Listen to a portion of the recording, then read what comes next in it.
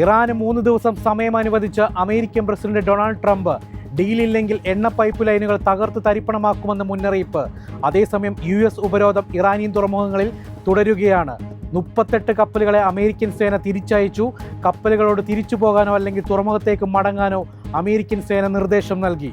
പുതിയ നിർദ്ദേശവുമായി Iran Hormuz കടലിടുക്ക് വീണ്ടും തുറക്കുന്നതിനും യുദ്ധം അവസാനിപ്പിക്കുന്നതിനും അമേരിക്കയുമായി ഒരു കരാറിന് തയ്യാറാണെന്ന് ഇറാൻ നിർദ്ദേശിച്ചതായി വിവരം. ആണവ ചർച്ച പിന്നീടാകാമെന്ന നിർദ്ദേശം മധ്യസ്ഥരായ പാകിസ്ഥാൻ വഴിയാണ് നിർദ്ദേശം കൈമാറിയത്. ഡൊണാൾഡ് ട്രംപ് അതീവ ദുർബലൻ. ഇറാന്റെ ആനിമേഷൻ വീഡിയോ വൈറൽ.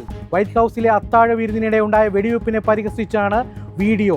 ലെഗോ കളിപ്പാട്ടങ്ങളുടെ രൂപത്തിലുള്ള ആനിമേഷനിലൂടെ ട്രംപിന്റെ നേതൃത്വത്തെയും സുരക്ഷാ വീഴ്ചകളെയുമാണ് വീഡിയോയിലൂടെ പരിഹസിക്കുന്നത്. ട്രംപിന്റെ റേറ്റിംഗ് ഇടിയുമ്പോൾ ശ്രദ്ധ തിരിക്കാനായി അദ്ദേഹം നടത്തുന്ന നാടകമാണ് ഈ സംഭവമെന്നും വിമർശനം. ബംഗാൾ 2ാം ഘട്ട വോട്ടെടുപ്പ് പരസ്യപ്രചാരണം ഇന്ന് അവസാനിക്കും. 142 മണ്ഡലങ്ങൾ ബുധനാഴ്ച പോളിംഗ് ബൂത്തിലേക്ക് നീങ്ങും.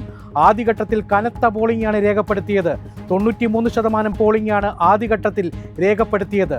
തൃണമൂൽ കോൺഗ്രസിന്റെ ശക്തി കേന്ദ്രങ്ങളായ മണ്ഡലങ്ങളിലാണ് ബുധനാഴ്ച വിധിയെഴുത്ത്.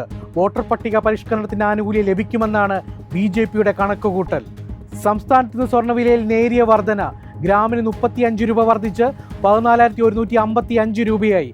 പവന് 280 രൂപ വർദ്ധിച്ച് 1,13,240 രൂപയായി. 18 ക്യാരറ്റ് സ്വർണത്തിനും വില കൂടി. ഗ്രാമിന് 25 രൂപ വർദ്ധിച്ച് 11,630 രൂപയായി.